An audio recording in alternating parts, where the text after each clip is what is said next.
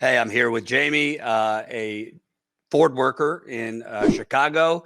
The contract, by the time this airs, should have an official announcement that it passed by about 67, 68%.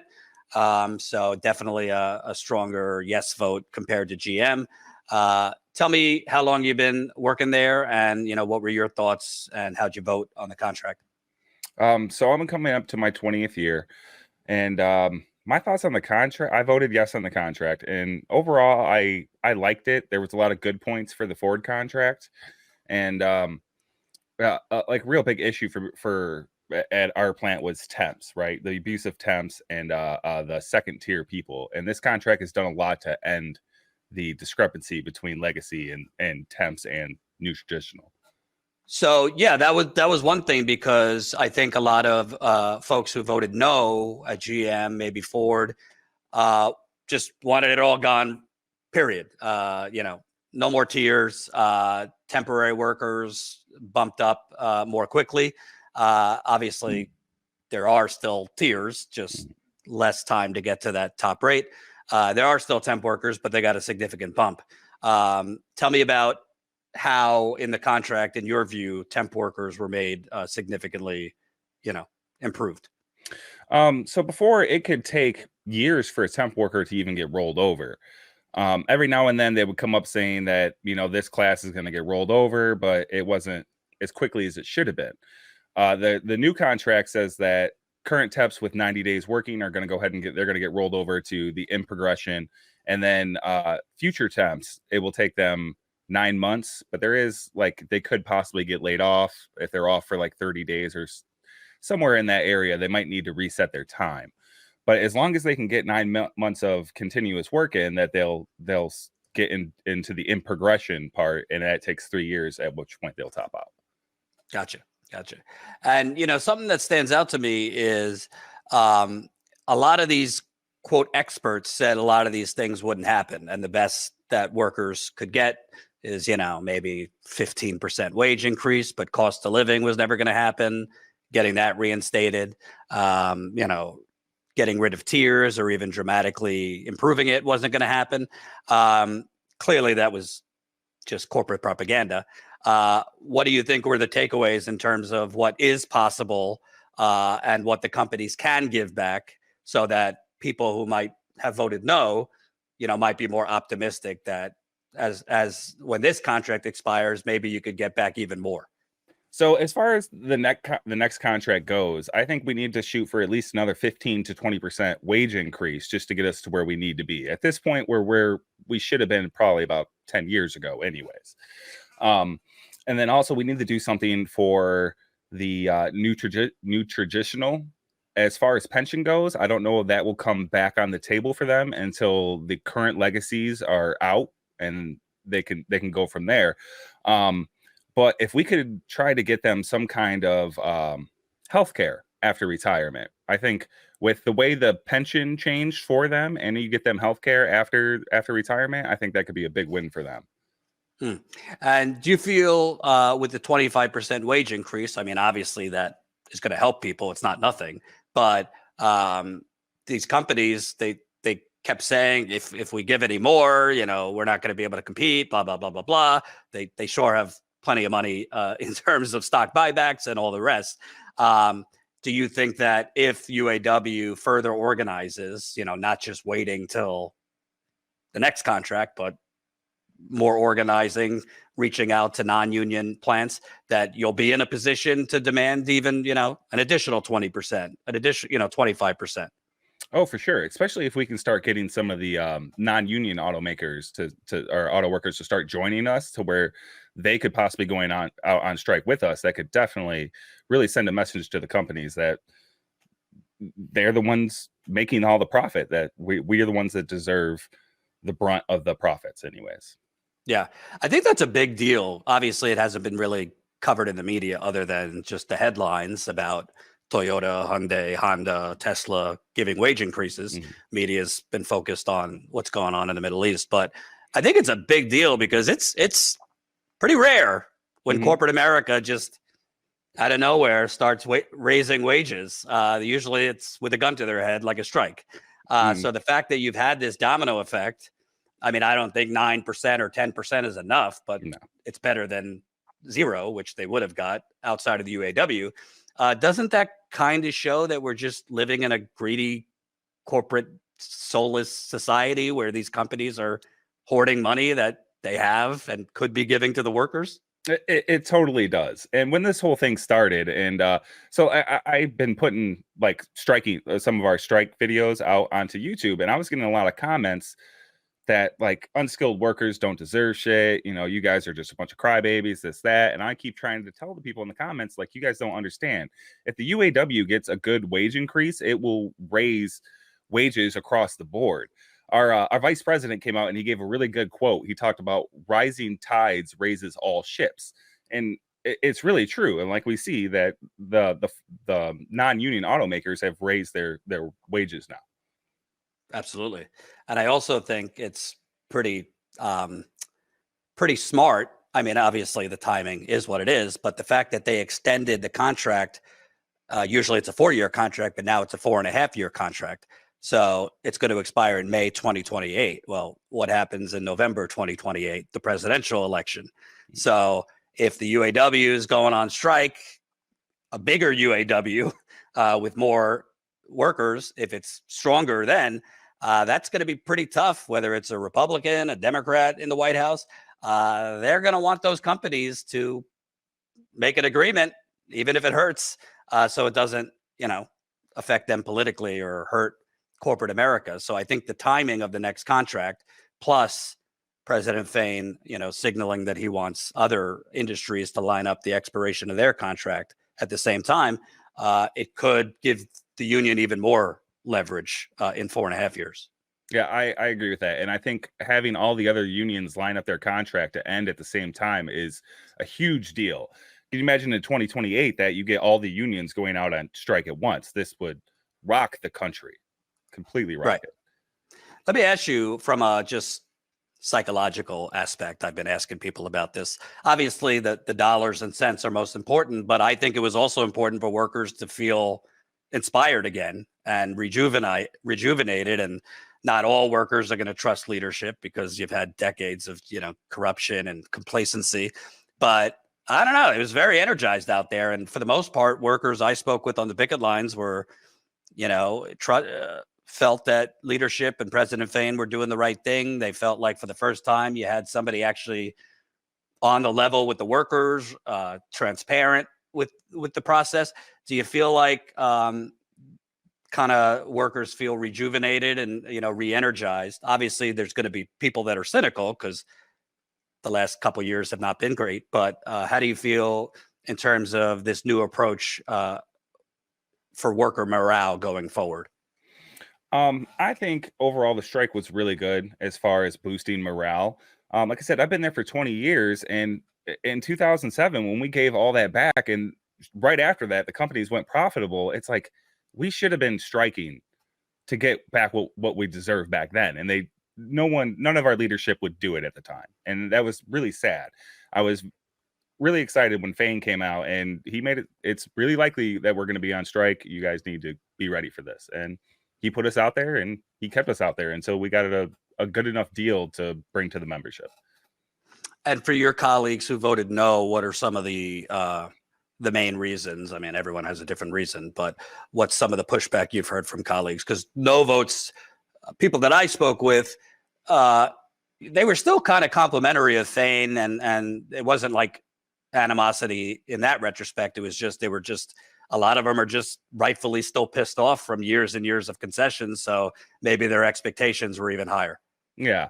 And then with Fain coming out and at first they were talking about a 46% wage increase, the 32-hour work week. And a lot of that people need to understand, like the 32-hour work week, I'd never expected to get that. And when contract talks started, I figured we should have been looking for at least a 25%. When they came out saying that they were going for 46 because that's what the CEOs got, I was like, well, that sounds great to me, but I didn't see that happening. So I think a lot of people got hung up on that. They wanted that 32-hour work week. They wanted more than 25%.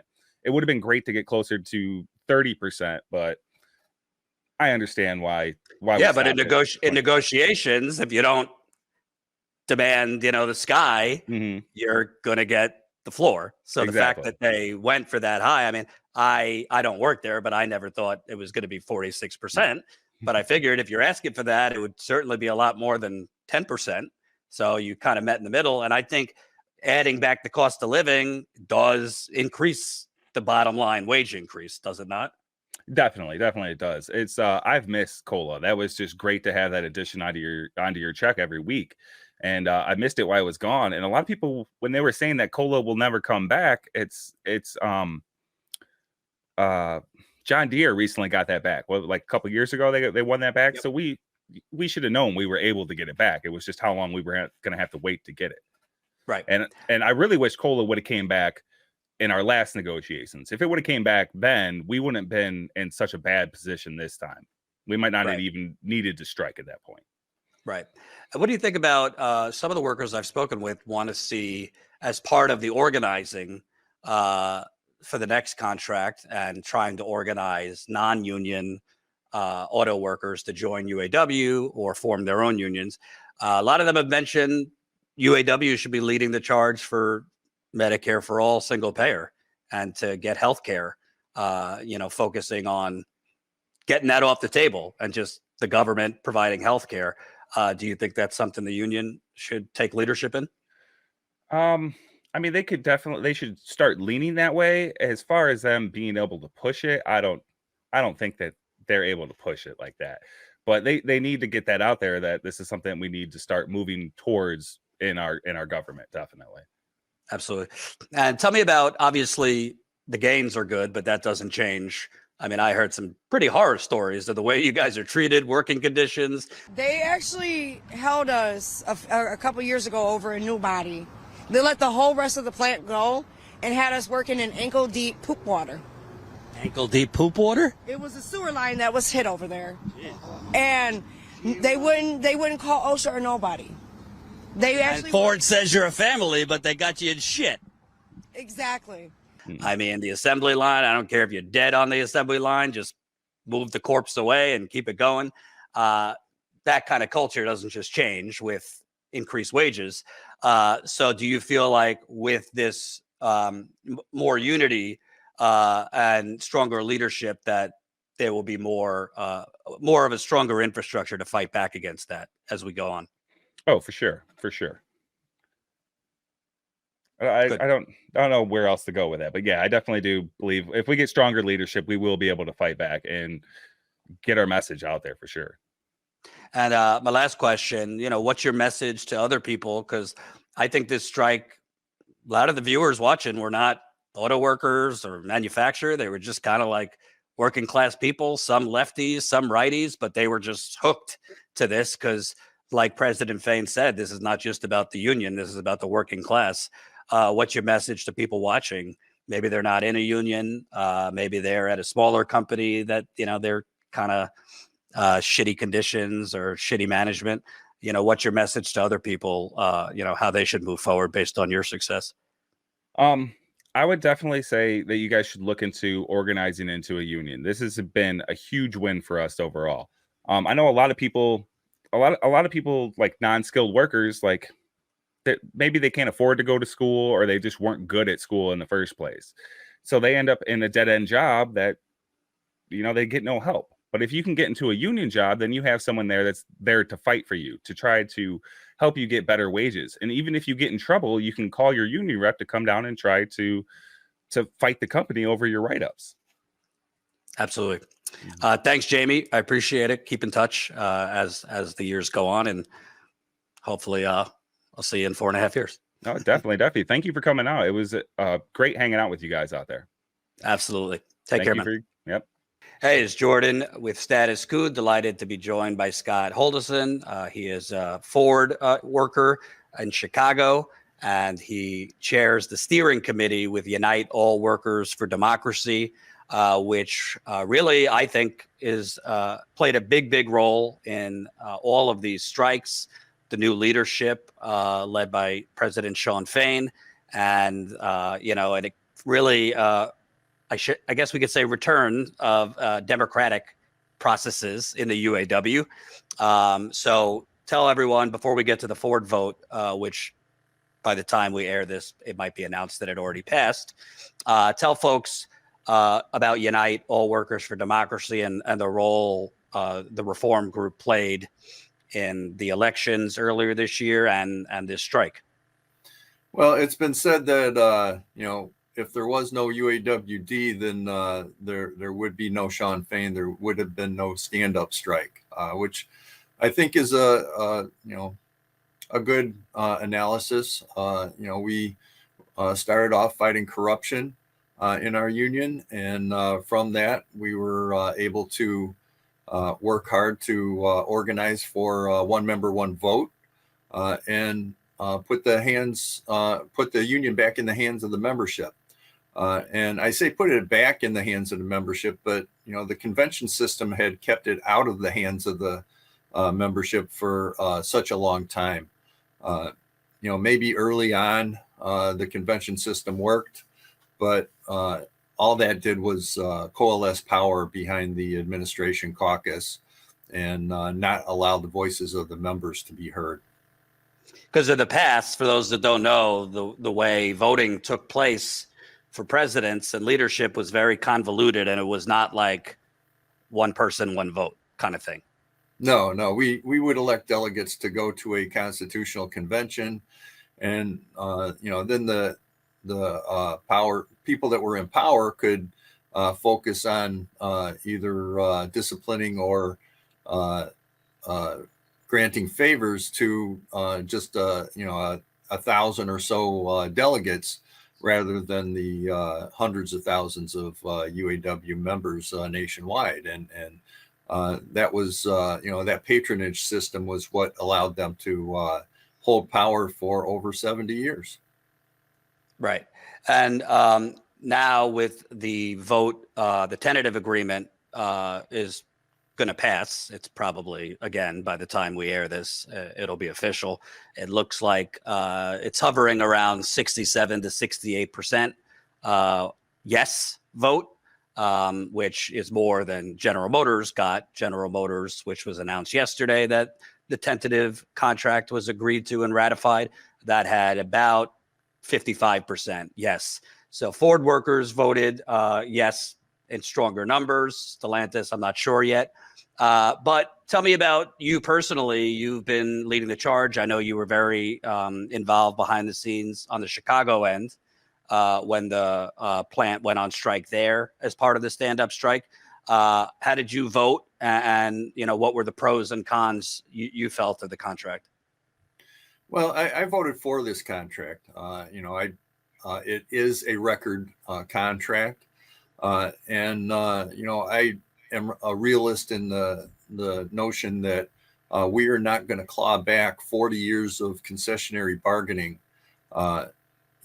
Basically our contract negotiators were sitting on the same side of the table as the company for 4 decades, ever since they started the joint programs, where the paradigm shifted from being adversarial to being cooperative to try and save the companies, right? It's not our job to save the companies. The companies, when they're mismanaged, we might have to come to the rescue occasionally, but that wasn't the case. This was 40 years of concessionary bargaining that we still have to undo a lot of that. I had no illusion that we were going to win it all back in one contract. And I think we've made great strides. But what we have to do is parlay this record contract into record organizing.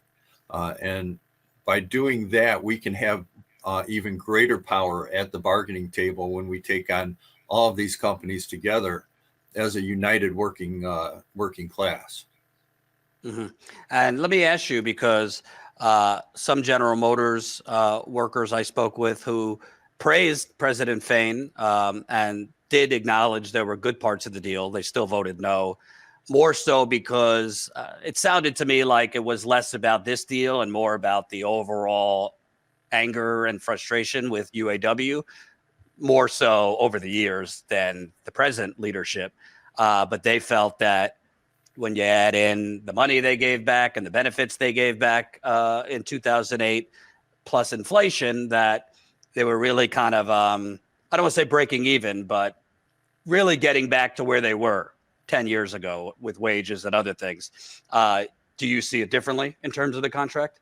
No, I don't see it differently. I see it the same way, but like I said, I believe that you're not going to win back 40 years of concessions in one contract negotiations. We made great strides towards that, and now we need to parlay those strides into organizing victories.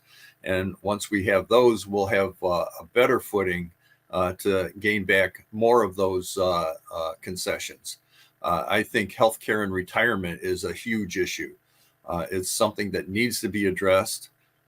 Maybe the better way to address it is through winning Medicare for all, but that's a political issue that the UAW alone isn't going to be able to tackle. We've been behind the Medicare for all movement for a long time, at least in word, if not in deed. But that's one way to address the healthcare and retirement issue. But we can take that on in the next contract negotiations, especially if we have the Hondas and Toyotas and Teslas and Hyundais and Nissans, Volkswagen, all those. We need to work together as a united working class to take on this immense problem of equitable health care. That's one thing. But I don't disagree with them that we lost a lot. In fact, I fully agree with them that we lost a lot.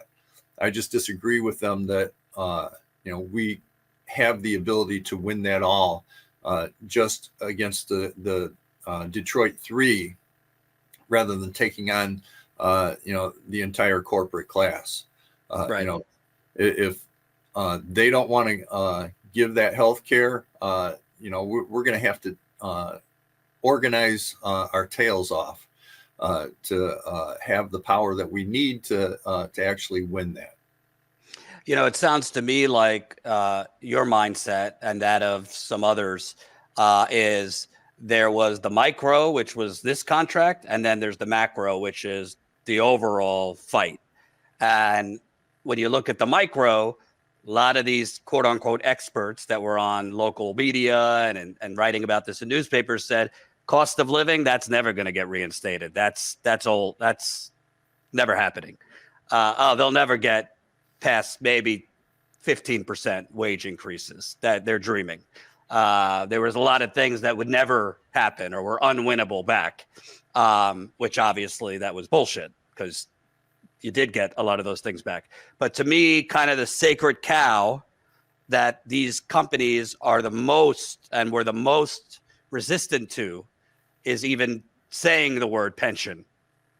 Based on what I was told on negotiations, they were most stubborn and resistant towards reinstating pensions for current workers or newer workers that came after the 2009 deal, and sweetening pensions for veteran workers. I think over the next 4.5 years, if we look at this contract and how much they're probably going to be giving back in stock buybacks and all their other goodies, it probably would equal, or if not, outpace what they would be giving back if they restored pensions.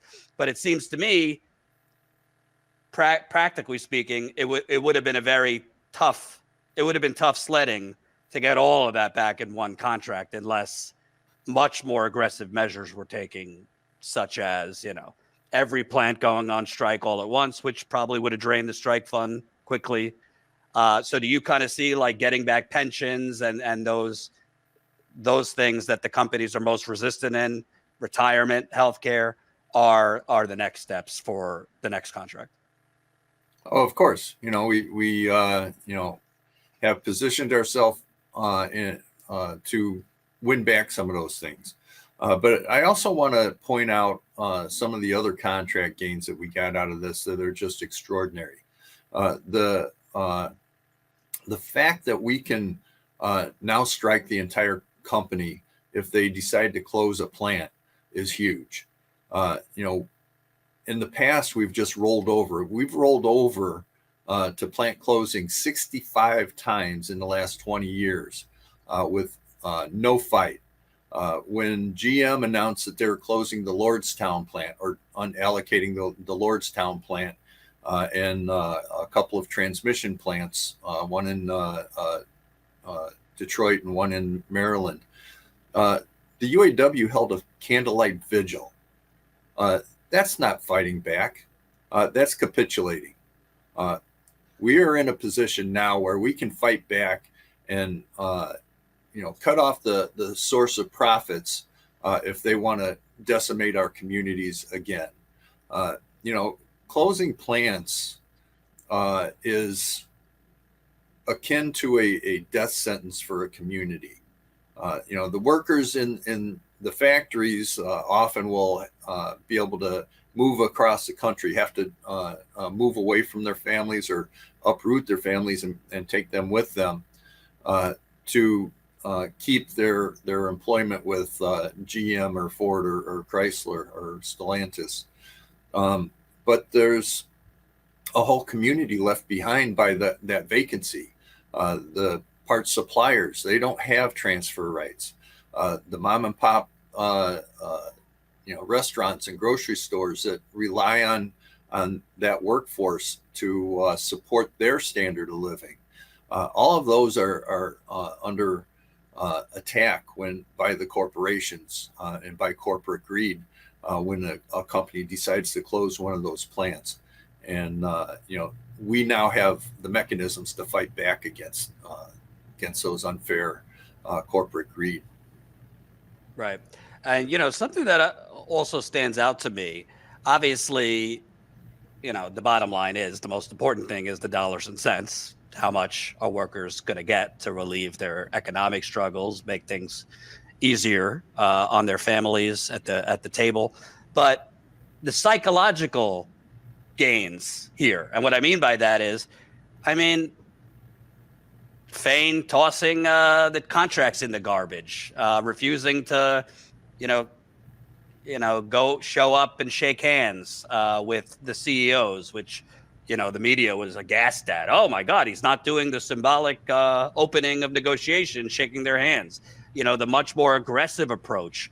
I think, in addition to the extra money and wages and benefits, I think workers needed inspiration. I think workers needed to feel inspired, to feel rejuvenated, to feel like they could once again trust leadership. Not to say everyone does. I met a lot of workers who are going to be cynical no matter who's in leadership. But I met a lot of workers who said, this is the first time in 10, 15, 20 years that I really feel excited and feel united.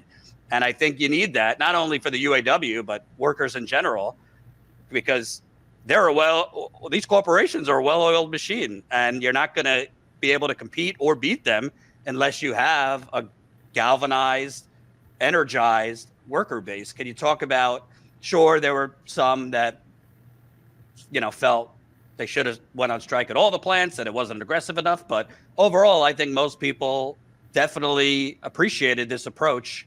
Can you talk about that evolution and how that sets up well for the future? Well, a couple of things. First of all, there was a lot of talk about class warfare in this contract negotiations. That class war has been going on for decades. And that class war was being waged by the companies against the workers. And they were co-opting our leadership to do that. So this contract negotiations, we flipped the script on them and started exposing what they've been doing. And that was the beauty of, how transparent these negotiations were. As deals were, as the companies were presenting new contract offers week after week or during the middle of a week, President Fain would come on and talk about how that offer compared with what our demands were, how it compared with what the other companies were offering. and it put them in a position where they were competing with one another to get the better offer on the table so that they could avoid being struck next. When you put everybody out on strike at once, you take all of that leverage away. And not only that, there was just also an inside-outside game to this strategy. So while workers were working in the plant, they were asked to refuse voluntary overtime. Now, it was a difficult thing to do sometimes.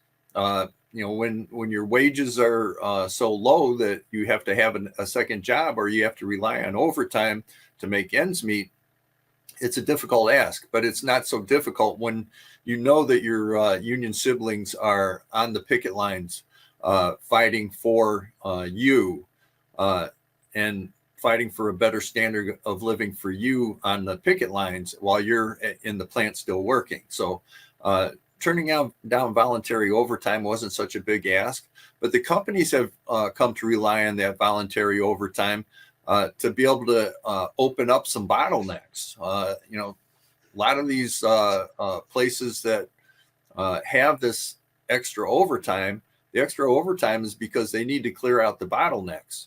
They have from time to time run run vehicles without all the parts, and then they go back and fix them. Well, that creates a backlog of vehicles that have to be repaired.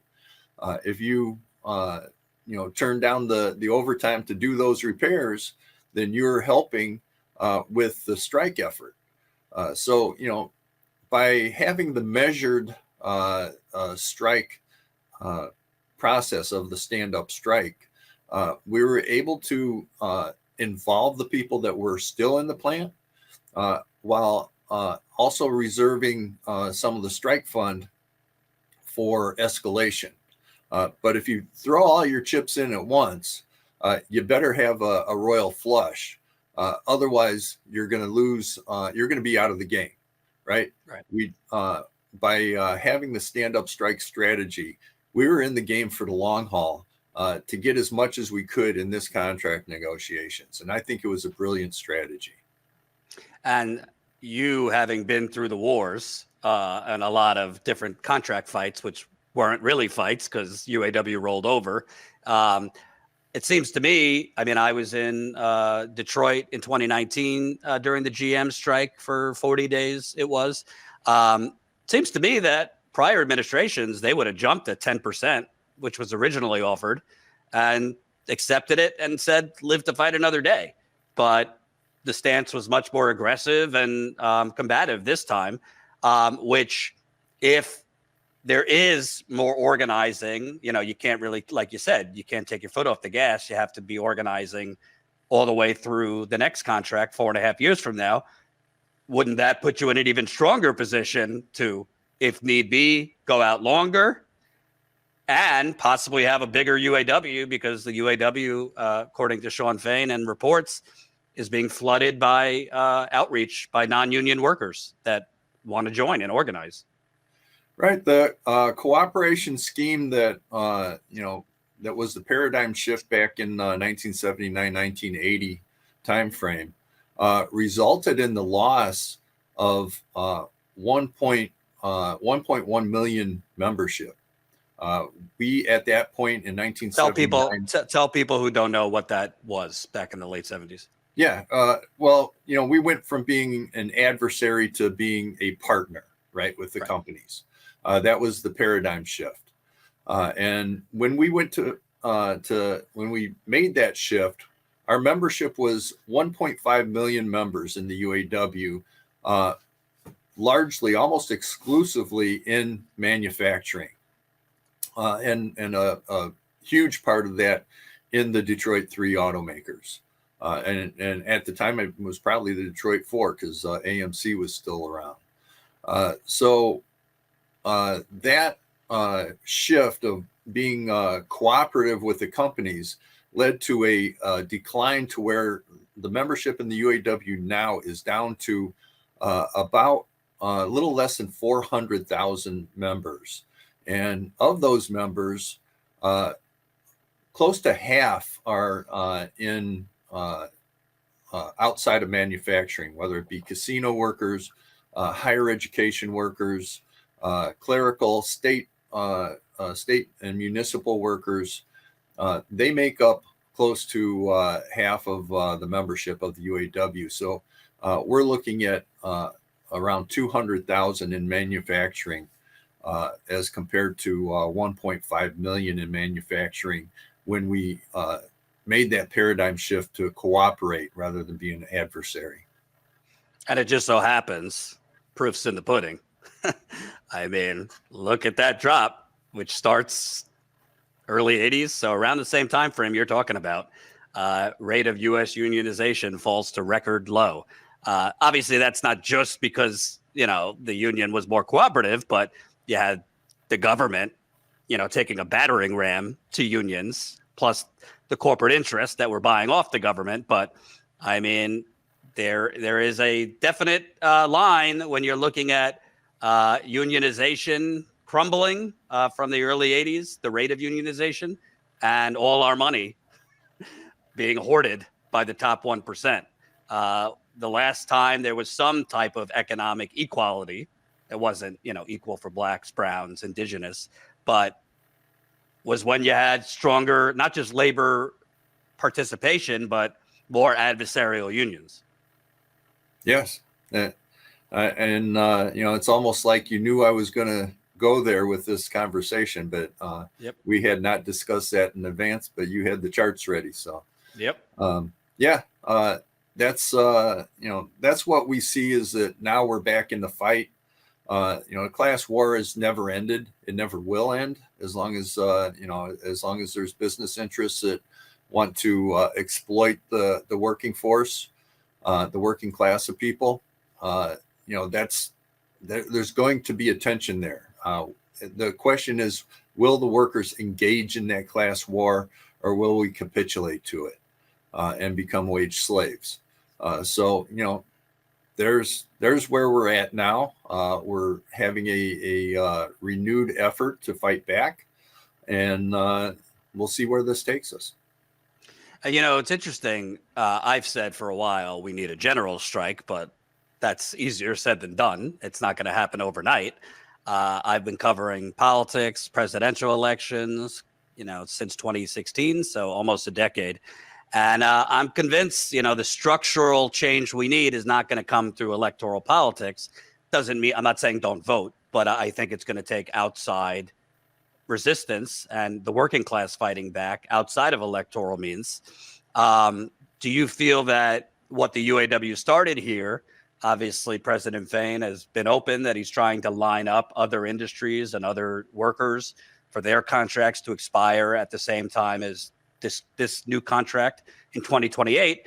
Do you think that, call it what you want, general strike or something else, if there was collaboration between different industries, different sectors, different unions to go on strike at the same time, if not striking at the same time, at least support each other in new and innovative ways, that could be, short of an official general strike, that could move the needle in terms of significantly restoring a lot of the things that were taken away and making new structural gains. Yeah, it could be definitely a restored working class power, but we have to raise political awareness too before we go jumping into a general strike, and that political awareness needs to be. You mentioned voting. Voting is important, but that's the minimum requirement for democracy to flourish. The rest of the rights in the Bill of Rights have to go along with that. So we have to have the right to assemble. That's what unions are all about: is assembling workers together to build power to take on corporate interests, right? So we have to be able to assemble. We have to be able to speak our minds. That's why we need freedom of speech and freedom of the press, so that we can have the working class point of view brought forward. And it's not a single point of view. There's all kinds of, you look at the vote on this contract. there's all kinds of points of views on how we should go about accomplishing this. But it takes us all working together and building that awareness that we are in a struggle, and that united we are stronger and able to take on the interests that want to exploit us. Absolutely. And lastly, the term organizing is used a lot, but a lot of people don't know what that means. Obviously, it's the holiday season, and I don't expect the people that were just on strike to immediately get back into organizing. People need a minute to breathe. But how do you see and what do you think is needed in terms of organizing so that you're not starting the organizing, 6 months before the next contract expires, but starting the organizing in 2024 so that UAW is a lot stronger heading into that next contract 4 years later? What do you think needs to be done?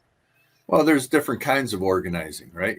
We organize within our plants, organize to enforce the contract in between negotiations, because what the contract that we get is just shows the balance of power at that moment, right? So we need to build power on the shop floor to be able to enforce that, because the company will violate the contract at will if we don't hold them to it. Secondly, there's community organizing. We have to be involved with our communities to build that working class bond between the people in our communities and ourselves. Otherwise, we'll be alone on an island. And then there's organizing within our sector to grow the union. And that is going to take outreach to those workers that are in unorganized workplaces, and let them know about the power of having a union contract, that there's just cause provisions in the contract that mean that the company can't just dismiss you because they don't like the way you look, or they don't like the clothes that you wore that day. There are rules that have to be followed, and there's a right to proper procedures before they can let you go. That doesn't mean they can't let you go for cause, but they have to prove their case. And the union is there kind of as a way for you to be able to fight against that, and be able to prove your case, that you were unjustly treated. So we have that opportunity in the larger public through the court system. That's part of what the union brings is protection from being fired indiscriminately, or being disciplined indiscriminately. So there's all kinds of different ways to organize. And when we show that we can actually enforce the contracts on the plant floor, we also show unorganized workers that there's value in a union other than just getting a wage bump, because those workers got a wage bump already. They got the UAW bump to their wages, but did they get the UAW bump to their working conditions? That's going to take them standing up for themselves to enforce those things. Yeah, I think that's really important, because Ford could say whatever they want about we're a family, yada, yada. I heard some horror stories on those picket lines, not just Ford, all big three. I mean, workers passing out on the assembly line and managers just kind of tossing them aside and get back to work. Managers threatening workers, real hostile conditions. So obviously that isn't going to magically disappear just because you got, the financial gains. So that takes unity within to fight back against. Exactly. Thank you, Scott Houldieson, steering committee head with Unite All Workers for Democracy. Let's keep in touch throughout this contract so we can keep people informed what's going on. Always a pleasure talking with you, Jordan.